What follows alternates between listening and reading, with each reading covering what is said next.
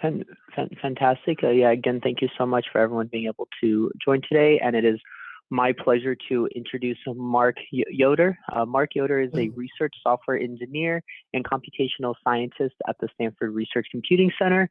And today he'll be teaching us more about reproducible software environments. So please, Mark, take it away. Yep. Okay, so let me do this.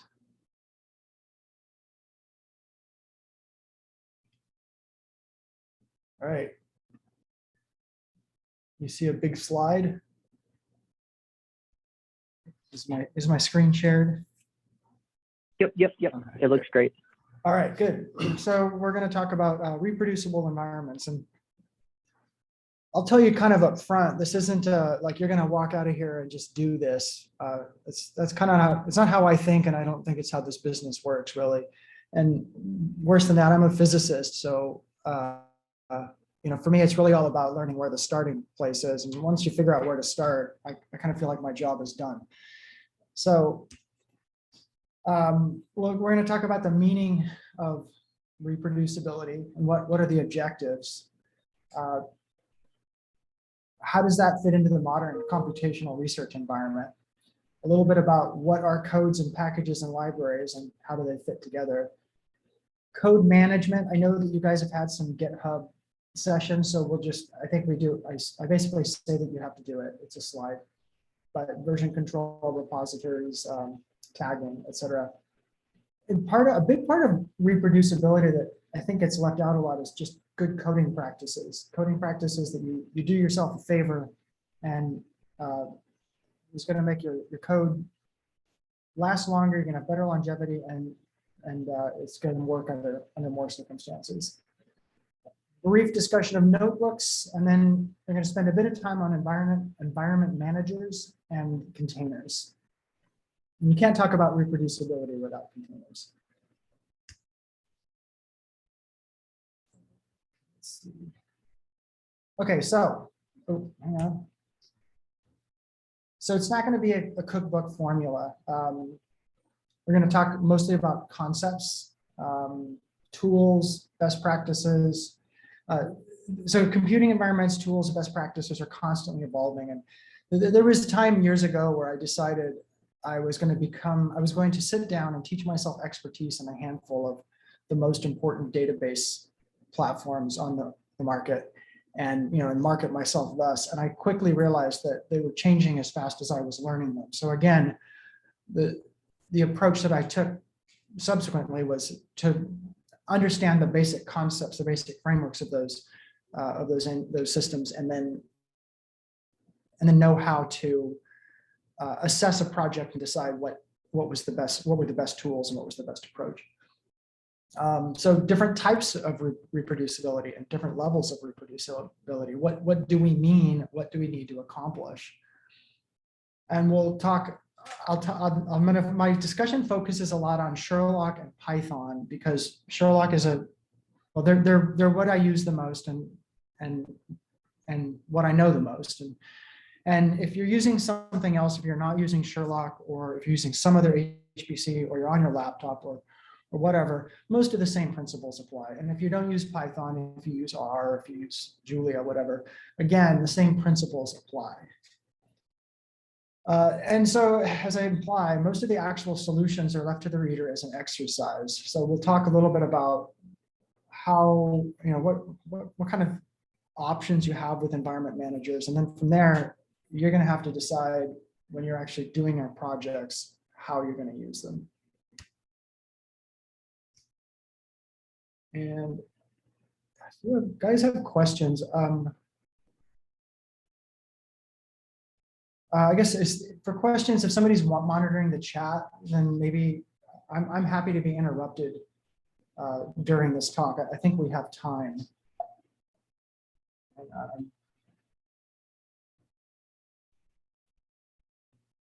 My clicks are not working that. Okay, so first of all, what does it mean? What do we mean when we talk about reproducibility, and what are we trying to accomplish?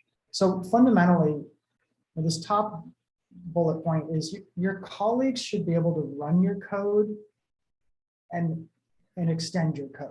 They should be able to compile your code. They should be able to reproduce your research, verify your models, validate your conclusions, and then they should be able to extend your work. So they've got to be able to run your code, they've got to be able to read your code, and they've got to be able to build on your code. This is complicated by the complexity of modern computing environments and modern codes. Back in the day, a code, computer code was, a handful of instructions that you could compile with just about any stock compiler. And then ironically, the complication back then is the results actually might be very platform dependent. So if you look back, 20 years ago, a lot of research would reference the specific hardware that work was run on. And you don't really see that today. You don't have a lot of hardware dependent problems. You might see that in some GPU kind of work where a lot of GPUs, you'll make a conscious decision to use like a short float or a long float or something like that. But by and large, if you're getting significant differences in your outputs that are hardware dependent, you've got a bigger problem. And you just don't see that very much today. So it's great. You don't see the hardware platform dependency so much today, but the complexity of libraries is just off the hook. And so libraries today, not just the code that you might write, but it's all the supporting code that you use. It's just monstrously complex, and the compiles are very, very difficult, and it can be very difficult to mix and match the right versions. So there are a lot of different versions of this environment, and there are a lot of different kinds of research done. There are cases where you're an end user. So end user codes are fully developed codes. They might be commercial, they might be open source.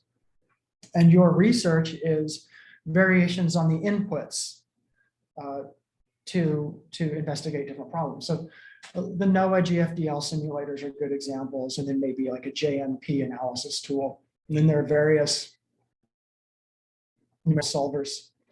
And you might do something really kind of complicated and interesting, like getting out on the HPC. All of a sudden, you can use hundreds and hundreds of compute cores at the same time, and maybe thousands. And so you can take this big simulator and actually use the simulation, not just a function as a cost function for a machine learning optimization, but a whole simulation. And so, so there are a lot of use for these end user codes. And then there's other research where you're writing the code. You've developed the code, and you have a physics model of how certain particles interact, or how the pieces of the Earth interact with themselves, and you write that code. In almost all cases, especially if you're writing your own code, you're going to find you're going to develop stuff that's highly dependent on common and sort of standard, but standard-ish packages. You're going to have complex configuration and build requirements. Half your work is going to be auto tools and CMake. And in a lot of cases, your codes, or certainly their performance, may be very compiler dependent.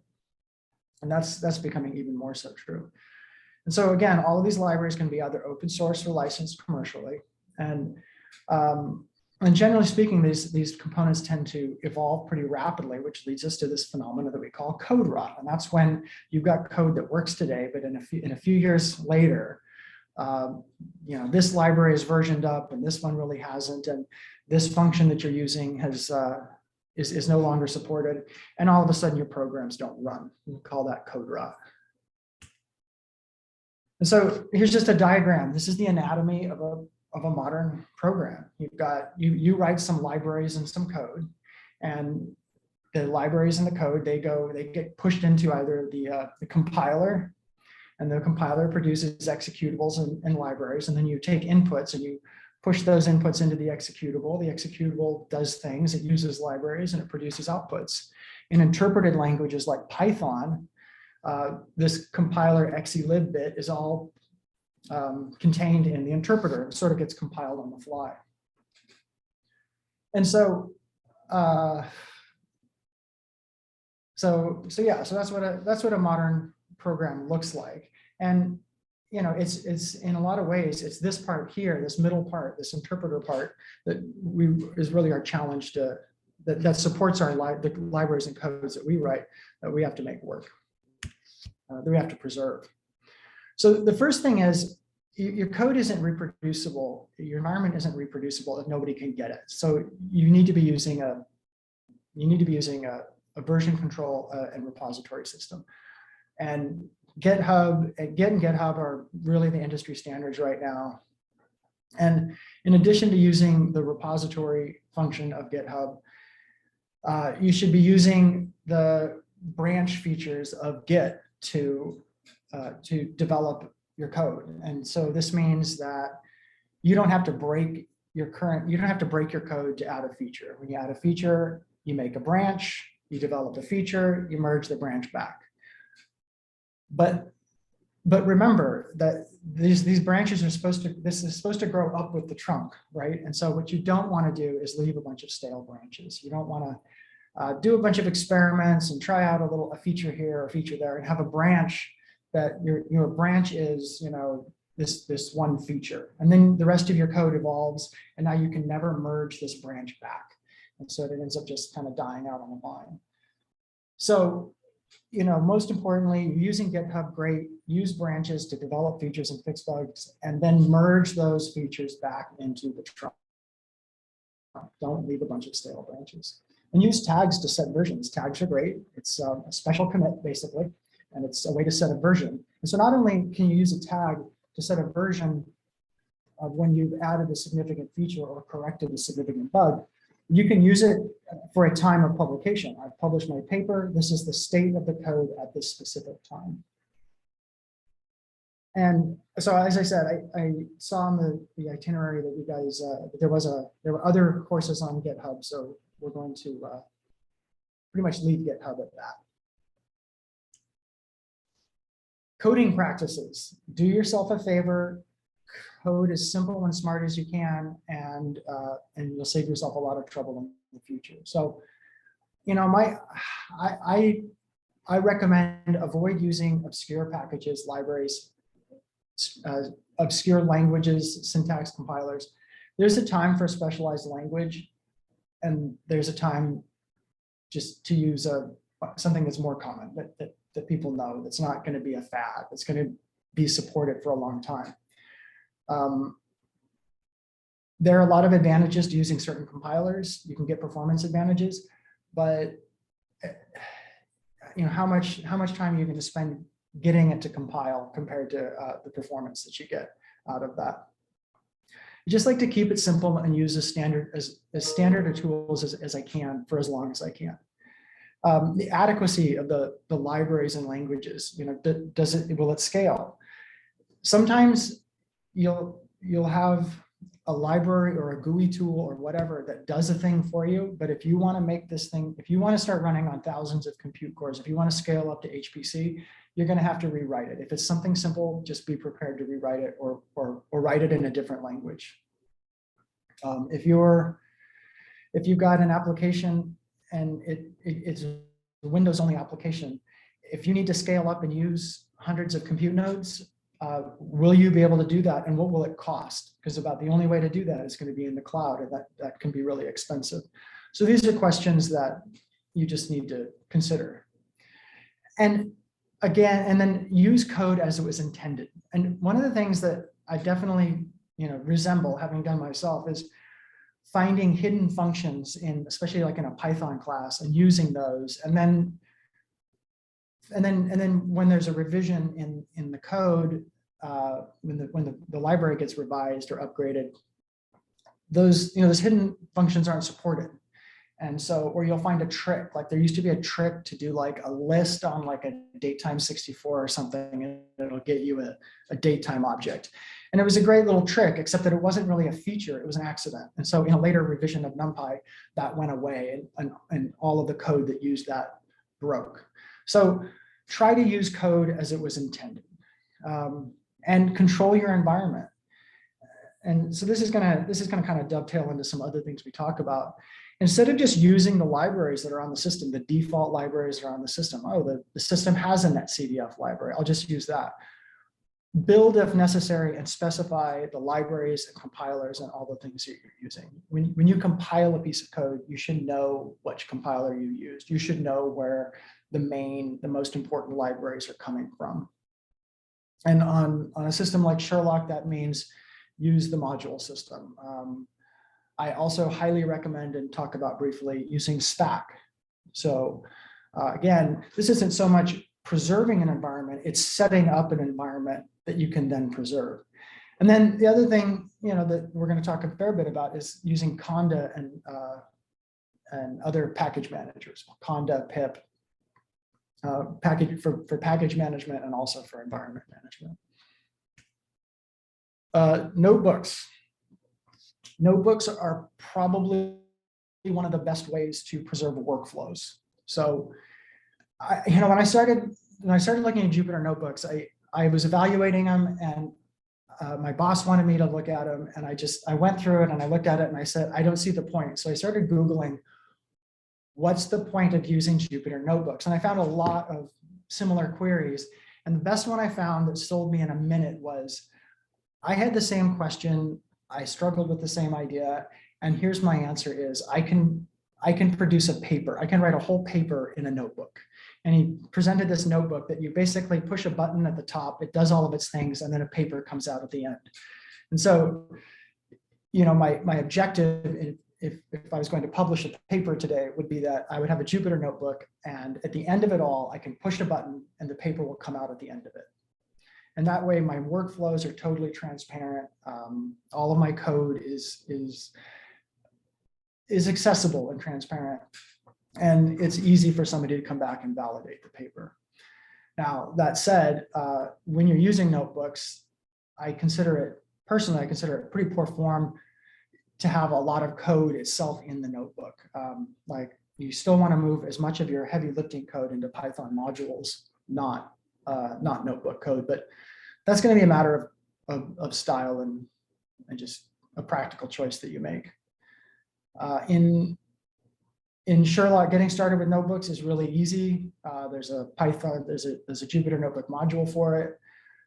I usually recommend installing Anaconda or Miniconda in your group home, but I'm not sure right now that that's the best recommendation. So coming to Sherlock office hours and asking questions there is always a good idea. And we do have docs.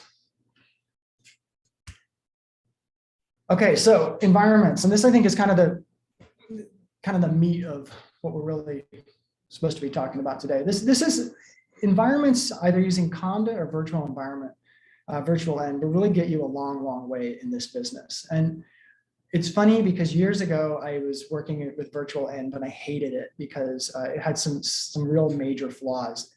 Most of those have been fixed and it actually works just as well as Conda anymore. So if you don't want to use Anaconda and you want to just you have your own Python setup that you like, virtual environments, you could probably replace just about anything I say here with virtual environment, any of the Conda stuff with virtual environment. So interpreted languages, Python, R, they're usually pretty portable, and the packages are usually pretty version agnostic, but especially with machine learning applications, this is not so true. And so what we do is we can create environments. And what an environment is it's a subset of packages. So if I have a version of A that depends on a certain version of B, but then another package that depends on a different version of B, I can't have those coexisting in one place. And so what I do is I create separate environments, and you'll have the correct versions of all of your libraries and packages in those separate environments. You can install a whole bunch of versions of NumPy or sklearn or whatever in your Python configuration, but they're restricted to specific environments. There's very, very good documentation. So, again, actually going through and setting these up is mostly an exercise for the user, but Conda has really good documentation, and they talk about all the things you can do with environments. The simplest way to get started is this setup right here. You create an environment, Conda env to create, my project. And there are a lot of different ways to do this. This will just create it in your home drive. You want to be careful on a place like Sherlock, where you're probably going to need to either configure your Python to run out of your group home, or you're going to need to put the environment in your group home. And there are ways to do that. So again, all of these things, think about, instead of just trying to copy stuff, copy commands, think about what do I want to accomplish, and then use the Google and find the syntax to do what it is that you want to do, because you probably can. I always just try to think like the developer, and all of these tools these are tools created for scientists by scientists. And so if you want it to work a certain way, it's very likely that the developers also want it to work that way, and that it will. And so I create an environment, I activate the environment, and then I just install I install all the stuff that I need. And then that environment has those packages. What I typically recommend is try to get a guess at what your most restrictive packages are. So if you're installing, if you're installing something, if you're trying to work with something that's just really picky about the versions of its support libraries, install it first and let Conda sort out those dependencies. And that will usually get you where you need to go the fastest. Creating and updating definition files. So again, good documentation here. Another way to make an environment is just to write a configuration file. And then you can use this different version of Conda and create. I can do Conda environment create file, and then I give it the name of this YML file, which is the YAML format.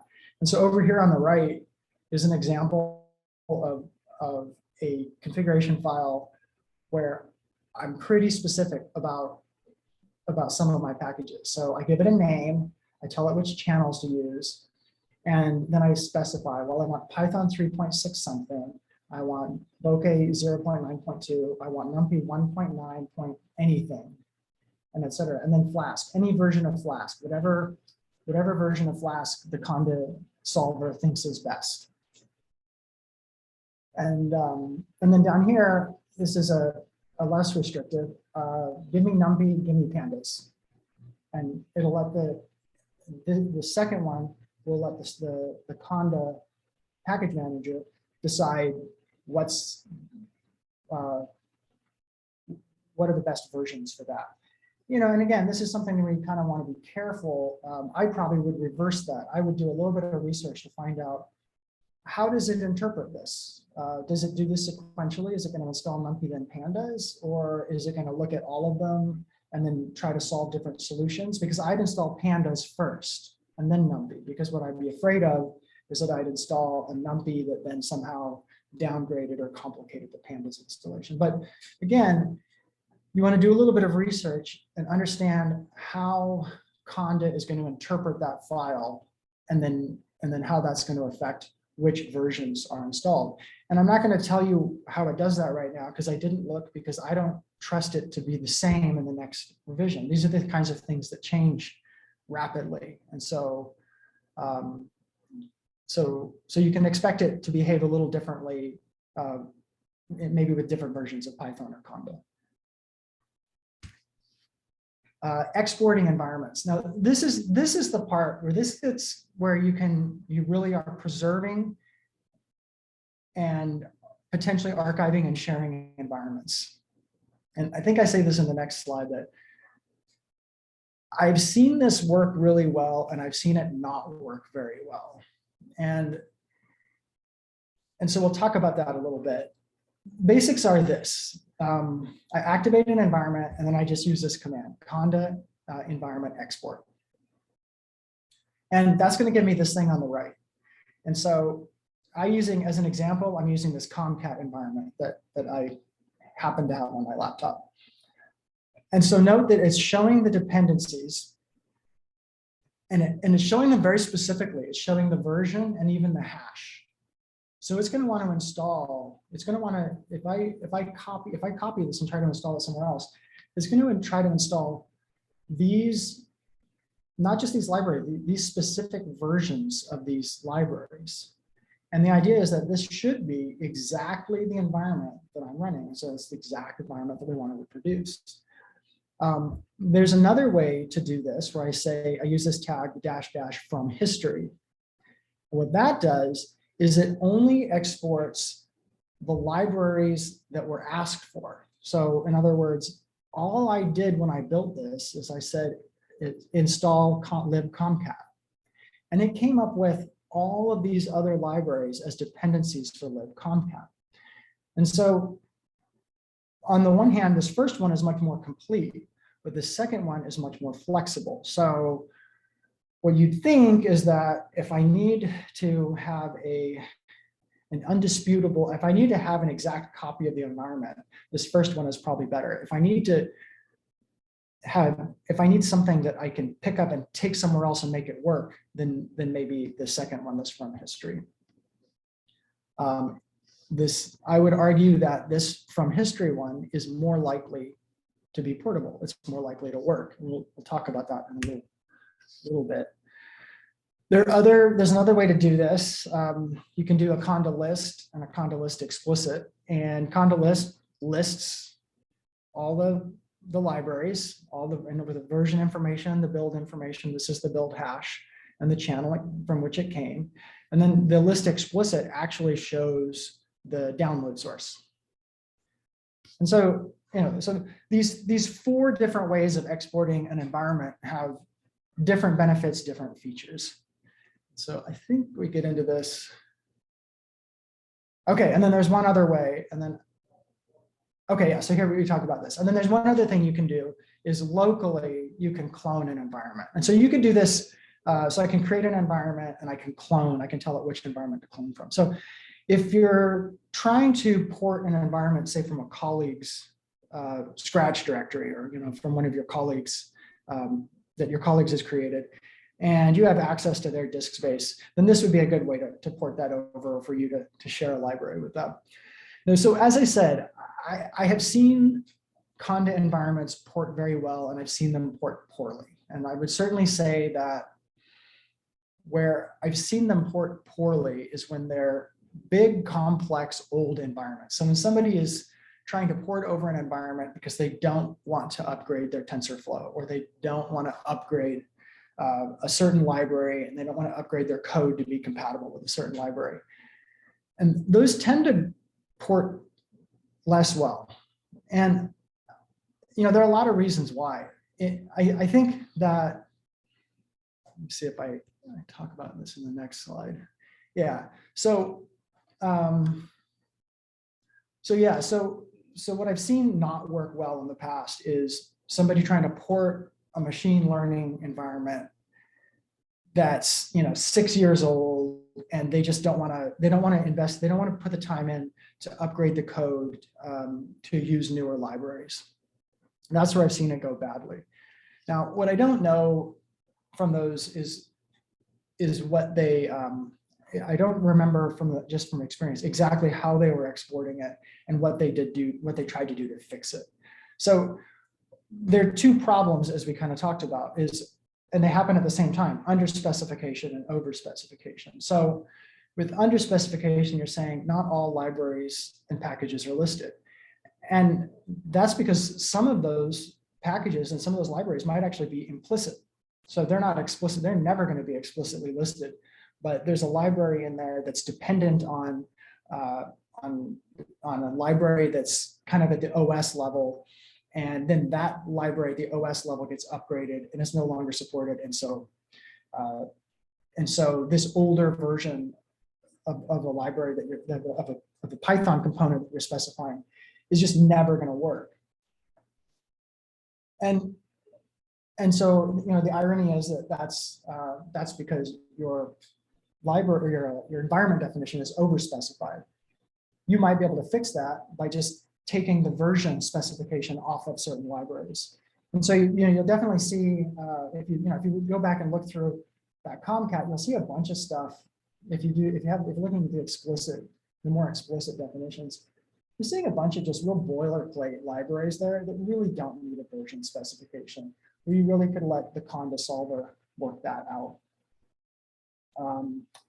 There may be older libraries that, especially the older versions, that they're just not available anymore. Remember, these are maintained by people.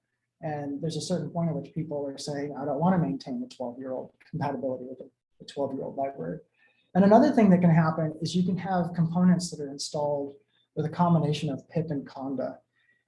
And without getting into the details of it, pip and conda just don't always play well together, you know. And so the standard wisdom and recommendation when building Python, using the word environment loosely, environment with a little e, is assuming you're using Anaconda, use the conda installer as much as you can, and then only at the very end, when there are part components that you can't install with conda, do you resort to using pip. So, you know, workarounds, try to give the conda solver a little bit more room to work. So only specify either the most important for your work or the most restrictive components. So if you've got a component in there that by the nature of your work is very version specific, version dependent, then yeah, that needs to be specified. If you've got a very restrictive component, you specify that, and then you try to let the solver do as much of the rest as possible.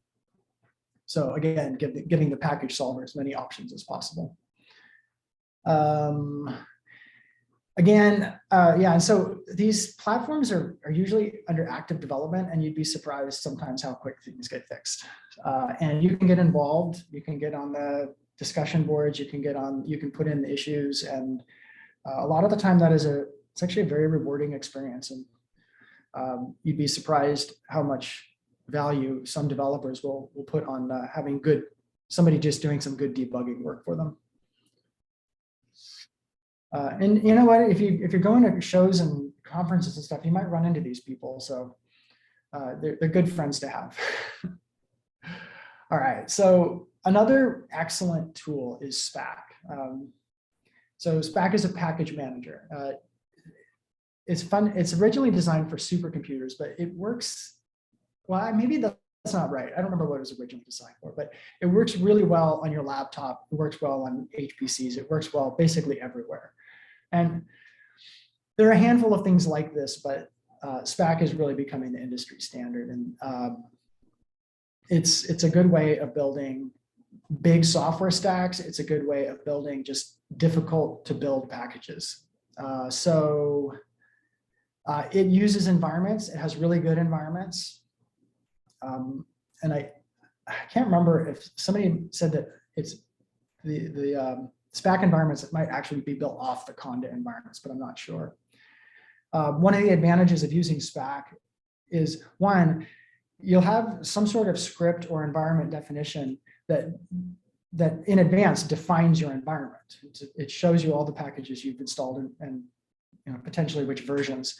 And then also, just for efficiency, if assuming you are using the same versions of the software, and those can be very specific, so that's not always true. It's really efficient. So if you have 6 environments and they all use the same build of NetCDF, there'll only be one copy of NetCDF, and then everything else will just be pointers to that. And so again, it works on all manner of scales. And we're going to talk a little bit about that. So the example I use is NetCDF because it's a giant pain. If anybody here has compiled NetCDF, it's a giant pain. You have to download the NetCDF, and you have to build HDF5 and zlib and curl, and then you have to build an MPI, and then you have to build the NetCDF binaries themselves. And there's always something that doesn't go well. The Spack way is I create an environment, I activate the environment, I add Spack I add NetCDF-C, and I give it some options. I want it to use MPI, I want it to use MPI4, and I want it to compile with GCC 11. And then I do the same for the Fortran one, and then I type Spack install, and then I go get some lunch. And that'll get you NetCDF. And that's, if you have to do this manually, that's a couple hours of work sitting at the keyboard, whereas this will take you 5 minutes. So I highly recommend if if you have complex operating environments, look at Spack. Lot of good tutorials, really good tutorials. So use the Google. And when you start doing, if you're going to be using Spack, skip all the tutorials that don't use environments and just skip straight to using environments. And the developers over there will tell you the same thing. And I think if for no other reason, it's how they're developing it now. They're developing it to work that way. And so it's the way they want it to work. And there's some things that just work better. Yeah, okay, so environments. Oh yeah, and then the other thing is, if you're building a dev environment and it goes bad and you just get confused, you just can nuke it and start over, and it's not very hard. Okay, and so we're doing well here. Okay, so containers. So those are all things you can do to produce and to some degree preserve and transfer environments. The ultimate for preserving an environment, defining and preserving an environment is containers. And aside from preserving a physical machine, which frankly, the kind of stuff we're talking about, containers will last longer. So even then, containers are better. Containers are the most rigorous solution for reproducibility. Also, they are excellent for portability between HPC laptop and different HPCs and even different operating systems. So if you build some software in a container and you're running it on a container on your laptop, it will be trivial to copy that container up to Sherlock and run it. It will be trivial to copy that over to San Diego supercomputer and run it. If you've got a code that you're compiling, that will probably be hard. It will take you time. It will be difficult. You'll have to change a lot of things. It can also really mitigate build complexities because you have more control over a container than you do on the HPC. You can use apt-get if you want. I don't use apt-get when I build containers. I use Spack, which is, we'll talk a little bit, but it's another conversation. There are good things and bad things about using Spack in containers. And it definitely mitigates the rebuild complexities. And by that, I mean, I'm running on Sherlock, but I need thousands of cores that I just can't get on Sherlock because we don't have them. And so I get an allocation at San Diego supercomputer, and I can either have to recompile the code, which is going to take me days, or I can just copy my container. So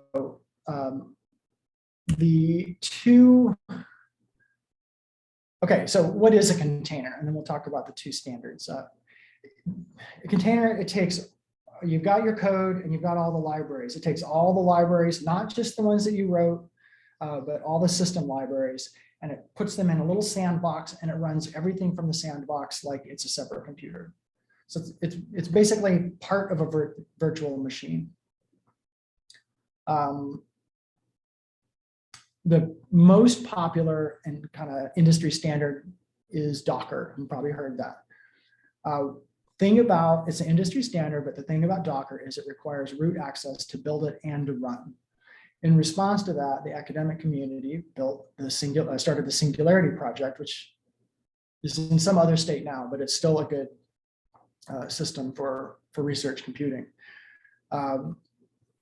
Invented for scientists by scientists. It requires root to build containers, but not to run them.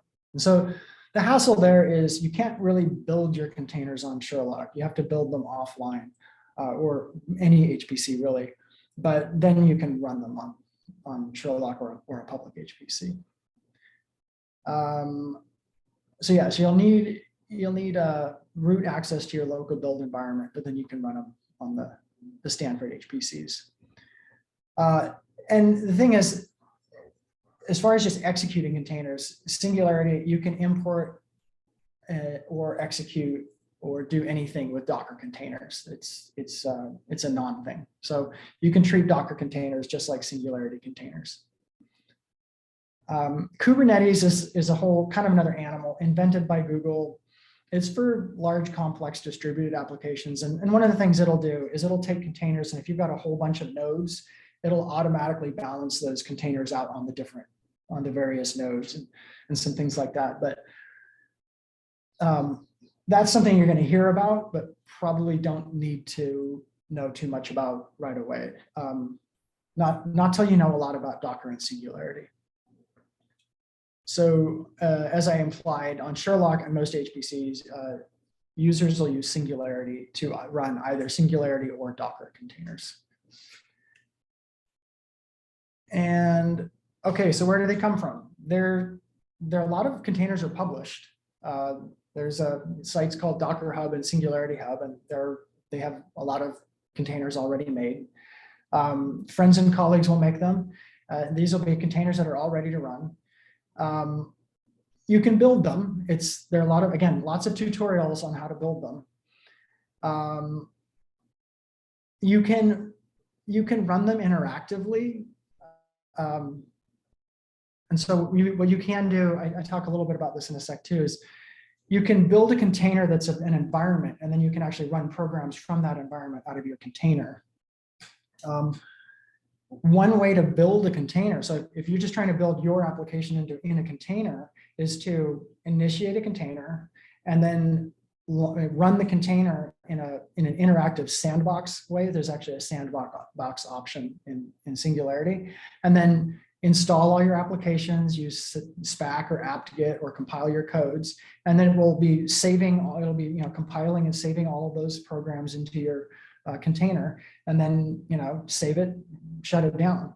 And it's a very direct way to build a container, but it's sloppy and it's difficult to reproduce.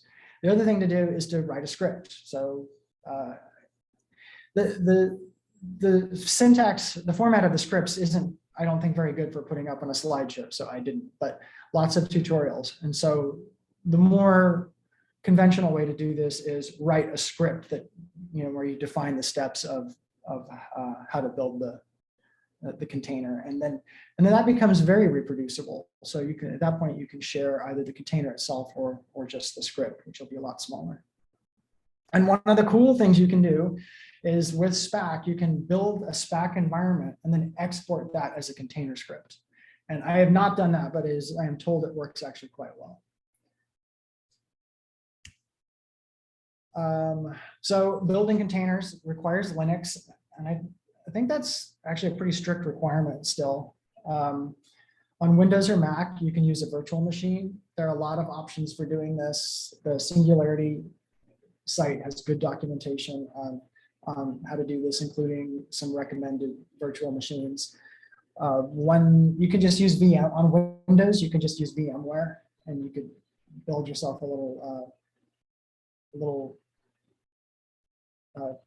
container manufacturing environment. Again, Singularity and Docker do require root access to build, and then there are strategies. So one of the things that's neat about containers is they can inherit from one another. So you might, build yourself an environment. If you have a common environment, you build the environment, and then you would build a separate container for each application that inherits that. So you wouldn't have to, you would start with that environment container and then just build your applications. So most of the time, this is what, after you build your container, this is the difference in syntax. Instead of running your program with my app with param1, param2, it becomes something like this. Singularity exec, my container, my application, param2. And so once you get your container built, your runtime change is almost trivial. And so, okay, so when do I build a container? Well, depends on what you're trying to accomplish. When your code base is stable, and this is especially if I'm at the point where I've published my papers and I need to preserve the state of my work. I need to preserve the state of a job.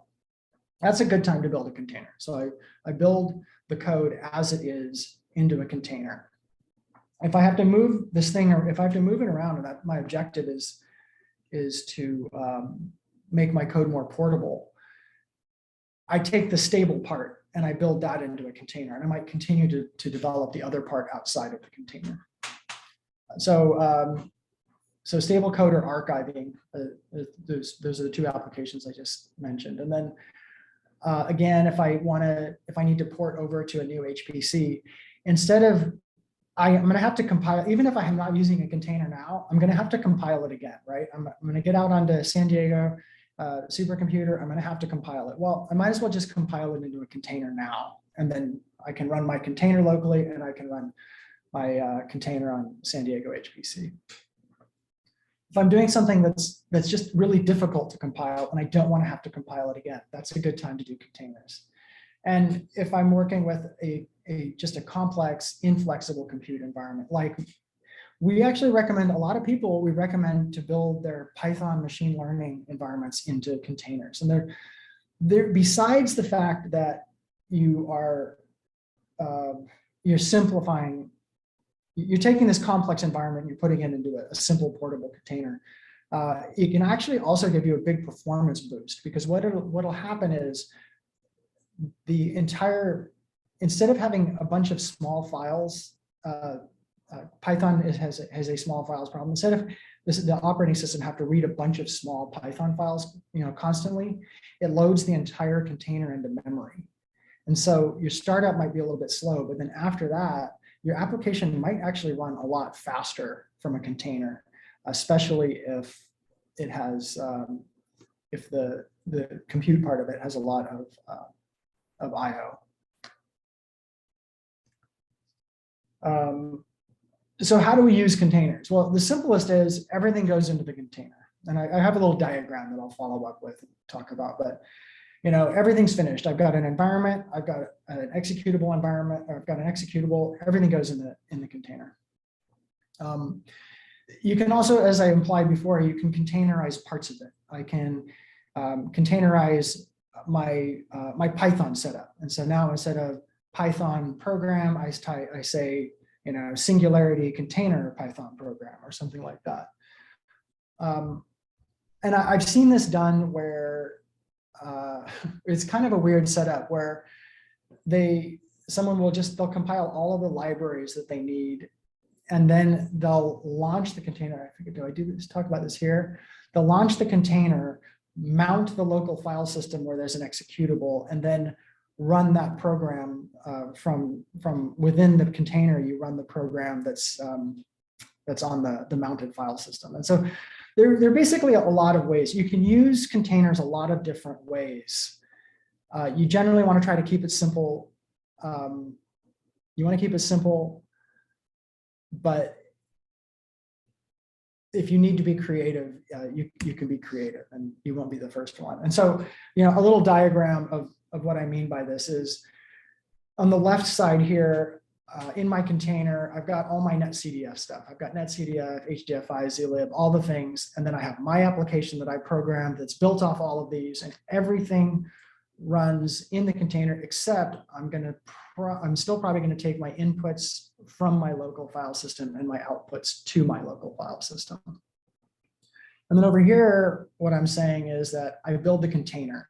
I build zlib and HDF5 and NetCDF and all of that. But I actually keep my executable out my local file system. I mount the local file system with this it's called bind, this bind option. I mount the local file system when I launch the container, and then I run it like that. That's something you'd probably do while you're developing, and then after you made everything work, then you would take this guy on the right and you would convert it into this guy on the left. But the point is, again, there are a lot of ways to use these things. So conclusions and discussion. Modern compute environments are complex. The